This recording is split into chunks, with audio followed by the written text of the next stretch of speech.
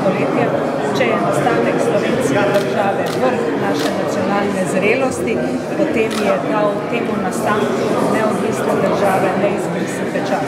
Ne samo s tem, ko je sedel na najbolj pomembnem mestu v skupščini, pač pa tudi z vsemi tistimi dejanji, ki jih je naredil v času demokratizacije. Bolj prave osebe za vodenje takrat 240-članske skupščine nismo naredili. Rekli ste, da je bila enosmerna cesta, da se mislite, da delal tudi napake, lahko strnete še enkrat zanimivi stavki. Ja, redko kdaj najdemo posameznika, ki bi delal samo dobro in na katerega ravnanje ni nobenih pripomb. Tudi France Bučar je delal napake.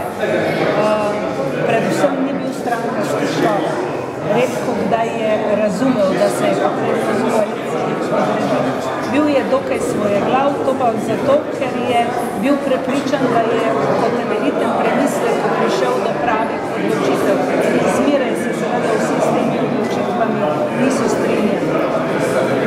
Mogoče se vi že posebej presenetili raziskovanju zgodilo. Poznali ste ga zelo dobro že prej, ampak v tem raziskovanju še kakšna taka stvar prišla na dan? V bistvu me je precej presenetilo, čeprav sem mislila, da v tem obdobju osamosvojitve me ne more nič več presenetiti.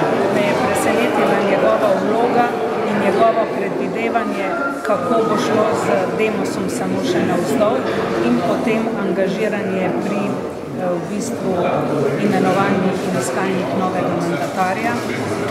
Pravzaprav je ta njegov spis novi politični zemljevid Slovenije enako usoden kot ustavljanje resnice.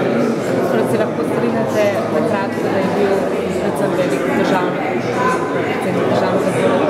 Bil je velik človek, bil je velik mislec, velik strateg in taktik, velik Slovenec, kristjan